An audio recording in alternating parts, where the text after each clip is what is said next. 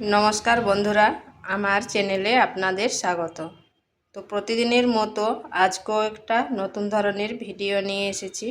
আজ বানাবো পটল আর বাদাম দিয়ে একটা দারুণ স্বাদের রেসিপি।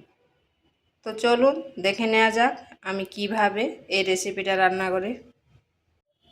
পটলগুলো এইভাবে গোল গোল করে কেটে নিয়েছি। কেটে নিয়ে করে ভালো করে ধুয়ে নিয়েছি। কড়াইতে দিয়ে দিচ্ছি তেল।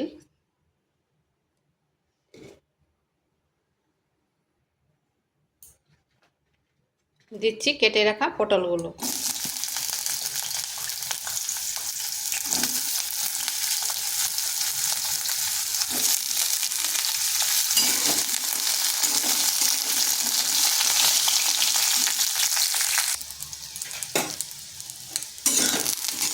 পটলটা হালকা একটু ভেজে নিয়েছি।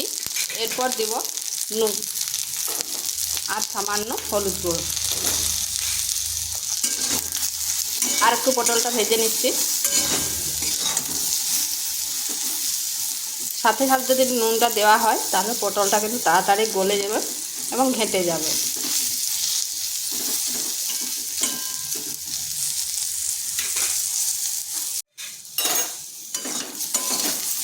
পটলটা ভাজা হয়ে গেছে, তুলে নিচ্ছি। এখানে আবার 2 চামচ তেল দিচ্ছি।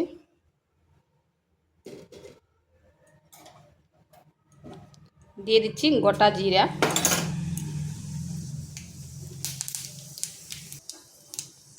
একটা এলাচ, 2 টুকরো দারচিনি, দিচ্ছি হলুদ গুঁড়ো, সামান্য লঙ্কার গুঁড়ো, একটা টমেটো,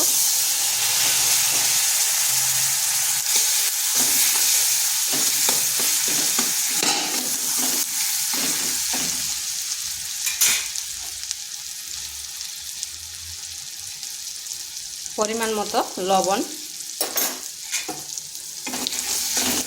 আমি কিন্তু পটলে লবণ দিয়েছিলাম, সেটা আন্দাজ করে দেবেন।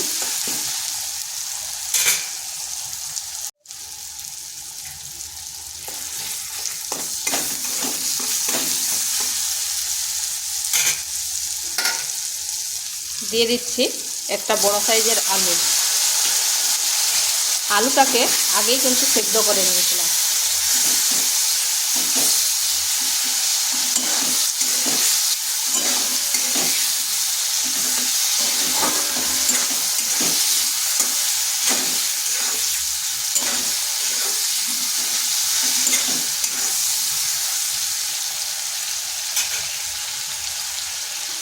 দিচ্ছি ভেজে রাখা পটলটা।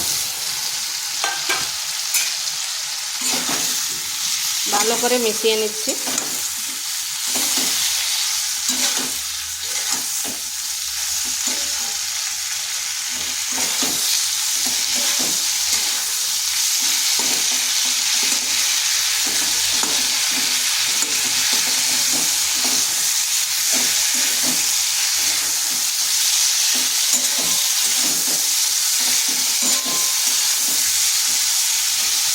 এরপর এখানে দিয়ে দেব জল। জল খুব বেশি দেওয়ার প্রয়োজন নেই, কারণ আলুটা তো আগেই সেদ্ধ করে নিয়েছি।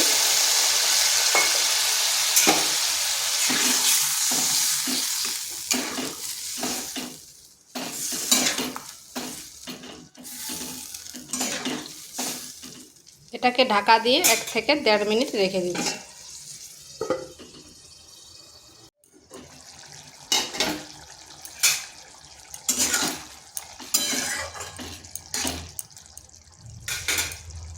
এরপর দিয়ে দেব ওই মশলাটা।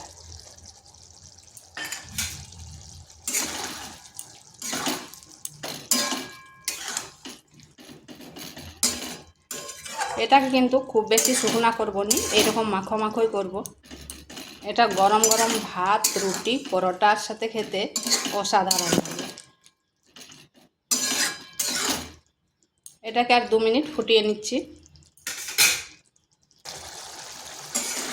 এইভাবে একবার আলু পটলের নিরামিষ রান্না করে দেখতে পারেন। তো এটা হয়ে গেছে, এরপর নামিয়ে নেব। তো ভিডিওটা ভালো লাগলে লাইক শেয়ার কমেন্ট অবশ্যই করবেন, আর নিত্য নতুন রেসিপি পাওয়ার জন্য চ্যানেলটিকে সাবস্ক্রাইব করবেন।